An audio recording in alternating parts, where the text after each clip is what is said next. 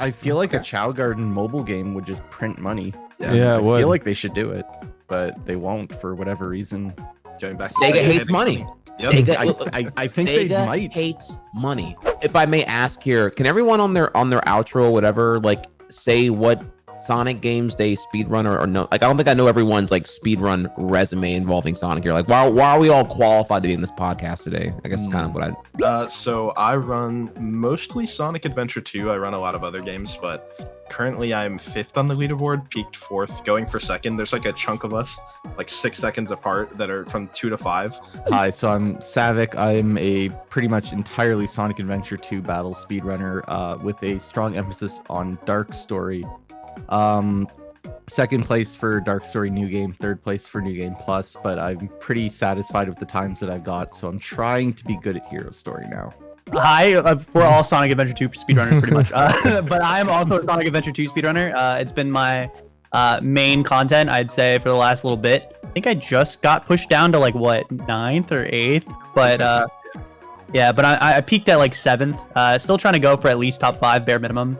I'm pretty much the jack of all trades. I've got an overall goal of trying to get a top 10 time in every Sonic game that's out there right now. I have quite a lot under my belt right now. Like we did pretty much all the 8-bit games at the start of this year. I've got a lot of 16-bit, like Sonic Mania is my main game. I've got Sonic Adventure DX under there as well. I started with DX as my Sonic stuff, but I'm diving into pretty much every single Sonic game. As I say, Heroes is my current one right now. Still trying to get a sub 2-hour time in Sonic Origins, doing all 4 games back to back on that one because there's a cool glitch in there that we can do, and it's a couple of minutes off on that one, but we're getting there. So it's like, if you like your Sonic, do you like any kind of type of Sonic, come and see me. Like even Spinball, like we do Sonic Spinball. That's a video game. It exists. I primarily prioritize both Adventure 1 and Adventure 2.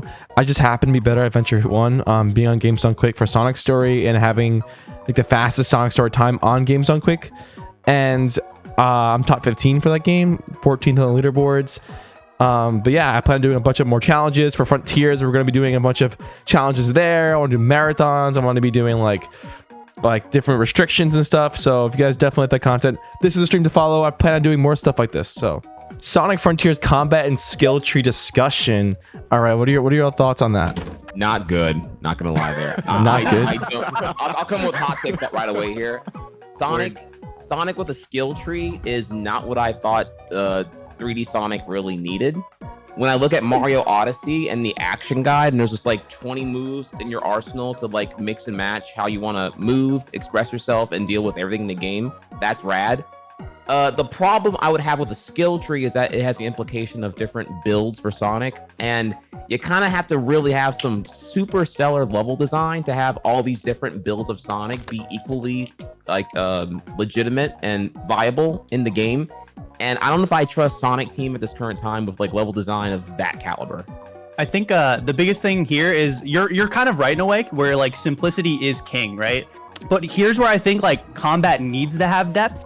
Because if they're going to have combat in the game at all, like imagine just a Sonic game that has this new open world space and all the enemies, all you're doing is just homing attacking them or like bouncing on their heads, you know, or just like it's or boosting through them.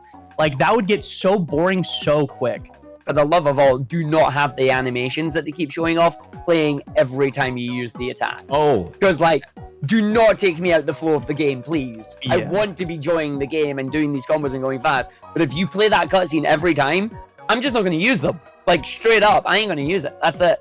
That was if I may here, if anyone has another point, feel free to cut me off here. But you're bringing up now another thing that I didn't want to like get there just yet here because we're still talking about the skill tree. But that is a major issue. That was my other major issue with the combat trailer, which was the fact that the abundance of these cutscene attacks, where you know it cues to the cutscene happening. There's like 0 stakes and 0 engagement. Just the attack happens, the rapid kicks or whatever, and all that stuff.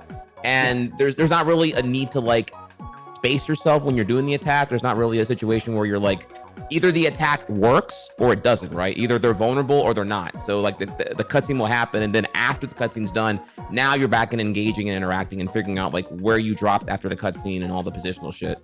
Compared to like a homing attack, it's way less engaging. I'm completely with you here. I am worried about this like abundance of cutscene things. It reminds me of like the worst of Kingdom Hearts 3 combat. Sorry, Trihex fans. Yeah. Like, I get what you mean there with like all the special fancy rides. You're like, yo, look, these look amazing, but you're doing nothing. You're doing nothing. Yeah.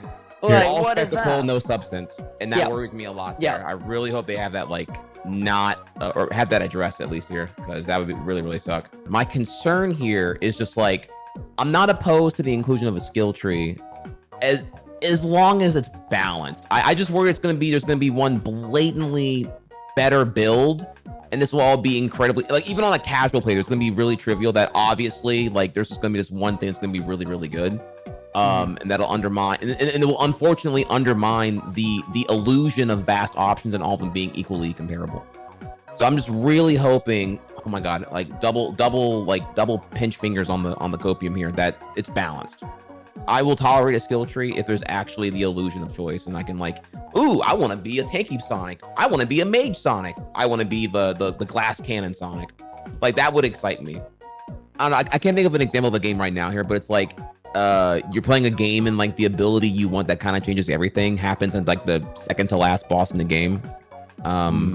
Yeah, You could think of like Crystarium. Death's Door did that to me. Death's Door, you didn't get archery to like actually shoot, if I recall correctly. You didn't get like, it was some ability you didn't get till like literally second to last boss, and I was like, this should have been the second boss fight in the game, but you don't get it till like the 6th boss fight, and I'm like, all right, dude. I think a lot of the like story Final Fantasy games kind of do it like that, where it's just like you kind of just progress. It's like you have like a Crystarium where it's like you get stat buffs and you get abilities as you go through the game, but like, you know, you can't really change your route too much. It's just like you kind of just go through it, unless you're doing Final Fantasy 13, which has like different like classes of characters that you can change the character to play. Like they have like Commando and Ravager and stuff like that, and you can like boost those skill trees separately. But like, yeah, you don't get like a lot of the cool stuff until like the end. It's funny you mentioned that, because like I was going to say the skill tree that I think does it right is the sphere grid in FF10, because you have you have the original way of doing it, which is like, yo, standard sphere grid, all your characters are X classes, you follow it round, you'll get their skills for their appropriate their abilities that they're going to get. Like for example, Orange, you're big, I'm going to break everybody's armor, stats, etc. Or if you're a bit more experienced, you've got the expert sphere grid, which is, yo, you're all in the middle, do whatever you want. And you send them all out in different ways for it. Same problem, obviously, because it's a JRPG, it's you don't get the cool stuff until the end of the game unless you beeline right for it. But it's like, I like the way that they gave you the choice of, yo, Titus is supposed to be your quick attacker, but if you wanted to make him a black mage, the option's there. But I don't think Sonic has the scope for that though. Obviously, like as I'm saying, we're seeing this tiny little bit of the skill tree, and just coming back to what Savak's saying, it's like I feel like you're gonna get it all anyway. And then the other still thing here is if you have a complete tree hypothetically, like, is it all equally like competent, or is there still gonna be like one uber attack that you're just gonna like cheese over and over again? That's still, I'm just not confident that there's gonna be like balance here and that all attacks are going to be made equally useful. No, not at all. I think the one thing that might save Sonic in this regard in Frontiers, and whether it's a good or a bad thing is another point of the discussion, it's going to be down to your enemy variety, because not all attacks are going to work on all enemies. Are you going to need to grab certain attacks to handle certain enemies? Are they mandatory fights that are in your way? Yes, right. You need that skill. That skill is now top priority compared to another skill that you may have wanted, but is not going to be useful at all. So I think tying the skill tree to whatever enemies we're going to see in the different islands is going to be an important part. So wrapping up that topic, to move on to the next one, will the game be speedrun viable? What are your thoughts on the speedrun aspect of the game? We don't know. That's hard. So if y'all didn't know, the Sonic Frontiers was playable at Gamescom, right? It had that software induced 15-minute timer, but people were able to go back in line and continue they went back in line and continued where they left off and whatnot, and they were able to get way further than Sega intended. All that footage got DMCA'd. I saw a couple of screenshots. The videos were gone within like 2 hours, or they were gone like mad fast. I don't know if anyone here saw any late game stuff. Maybe you didn't want to because of spoilers. I don't know. Nah, I didn't see it I personally, though. avoided that. Mine are speedrun anecdotal stuff here. I feel like a long run really comes down to like a tolerably long run would probably be like in that like 2-hour range, I would say, just because of like I'm thinking like bathroom breaks, food, eating. Like the more you have to like when a run's like over 3 hours long, I'm now thinking, oh shit, I have to like potty break and eat so that I'm like stomach good, bladder good before I do a run. Like the more I have to like plan IRL around the run. So for me, I'm just doing like, okay, if it's under 2 hours, it's way more casual. You can do 2, even 3 runs in one stream if you wanted to. But if the run's like 3 hours long, yeah, we're talking like maybe 2 runs if I have like bladder and food completely scheduled out in advance. It really also That's the threshold to me. It also on that for me. It also depends on how like this cutscenes are, if they're skippable. Like I know in Adventure 2, Adventure 1. God, dude, if they don't have minor derail here, dude, if we don't have volume mixer, volume slider, volume mixer, and cutscene skip, dude, in 2022, no, that's a L. That's a massive L, dude. I think it's really funny, just really quick, that there's like 2 ways you could look at like the different sliders and stuff for the gameplay adjustments and stuff. It's like you can look at it in a sense of like it makes it more accessible, makes it easier for people like maybe kids or something to like maneuver Sonic. Maybe it's like hard from the jump or something. But then the other way you look at it is like it's just really funny that kind of Sega in a way is having us kind of balance the game ourselves so that like the speed and like, you know, how everything feels is changeable to the player. Just it's a little weird for me because it's a vote of not confidence. Because if this was going the accessibility route, you would just do like you would do easy mode. You would do what Mario Odyssey does, or what Sonic Lost World did. You know, here's your Babby mode, and if you die too often, everything turns down to like 1 out of 10, and you can keep going. What if the Switch version? Because if it's like 30 FPS, slow running. What if it's like the best speedrun version because it's like They all have different boards. They all have No, different boards. It's fine. But there is of note, actually, going back to Sonic Heroes. Sonic Heroes has a PC version that is the speedrun is so incredibly different and more broken on the PC version that it has completely separate boards. Not even like a separate tab. It is considered a completely different game. It's like Sadix and SA2 with Dreamcast compared to I was gonna say remix. SATX has that, yeah. I would argue that a Chao Garden wouldn't even be a good idea now. Like mobile games have blown up in the last 15 years, and someone's probably already made a way better like Tamagotchi clone Chao Garden thing. It's just nostalgia at this point. Like surprisingly, they haven't. Like Sonic I mean, games like and a fan, like, but not Sega, but I mean like there's probably already a fan or another like passionate game developer that's already probably made some kind of like sister sequel of a Chao Garden, I would imagine. No, that's what I'm saying. Though, like a lot of fan games and that they've not went near Chao Garden. Like they've done lots of different characters and left different games in that for Sonic and whatnot, but nothing really like, oh, here's a Chao Garden, here's a Chao raising section or anything similar. It's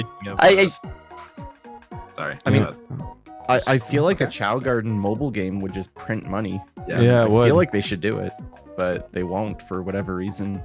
Going back, Sega hates money. Yep. Sega, I think Sega they might. hates money.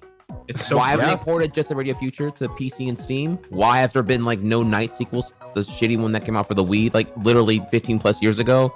Where's dude? It's ridiculous. I don't know. Sega. I just ran every other day. I'm like, oh my god, Sega, just please, you're killing me right now. Like, Chao Garden mobile game wouldn't even have to be good. It would just print money. Yeah.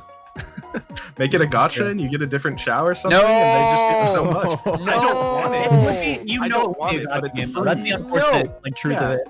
I don't want it, but it would be free money for them, and it's like, okay, Dude, it really would, dude. Them to Pokemon Go into Sonic games.